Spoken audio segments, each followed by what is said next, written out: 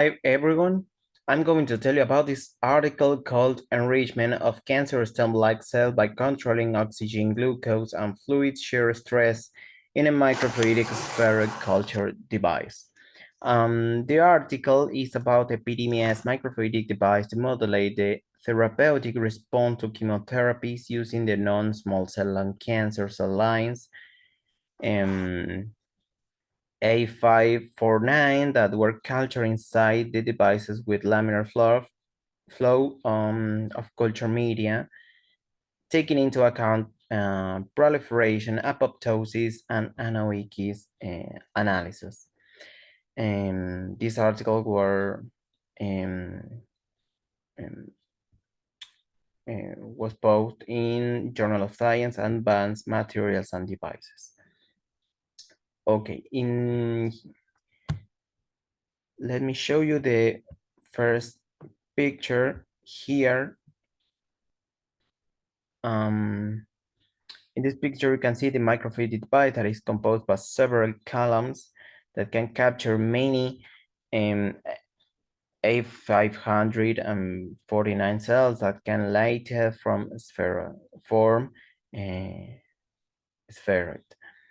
And here you can see the different columns and a little microfluidic device, and after a few hours of laminar flow culture media, the cells can form spheroids in each of these columns. In the next picture, you can see here, here you can see the capture rate of tumor cells using laminar flow of culture media containing the cells that can be identified of the expression of CD90 surface marker that were registered by flow cytometry.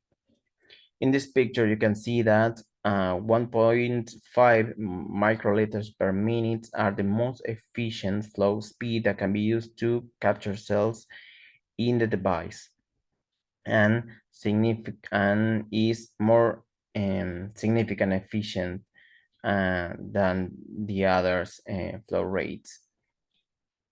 This optimal flow rate compared with the numerical results and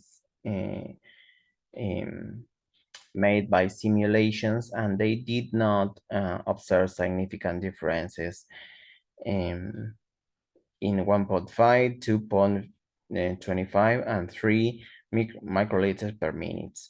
And the results can be registered in constant.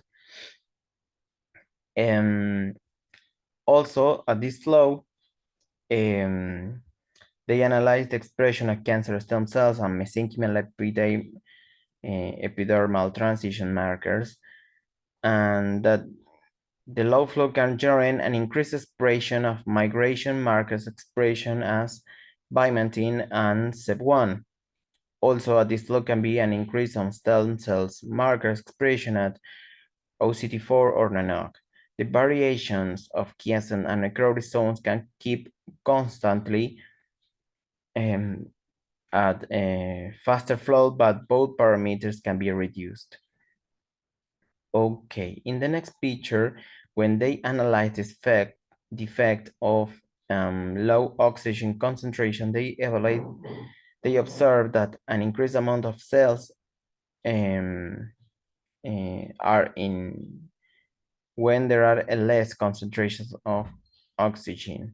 The same results were observed when they evaluated positive iodine propide cells, and that just suggests an increased apoptosis processes in low oxygen concentrations. Also, the expression of stem cell markers show an increase that just suggests an activation of the differentiation programs that can make more efficient cells. Okay, in the next picture, they analyze the glucose concentrations here, and they observe similar results considering more cells when the glucose concentration are increasing, but also register an increased expression of vimentin, indicating an activation of migration processes. Here you can see that when the concentration on glucose are higher, and there are a decrease quiescent and necrotic zones that can be indicating an activation of proliferation processes.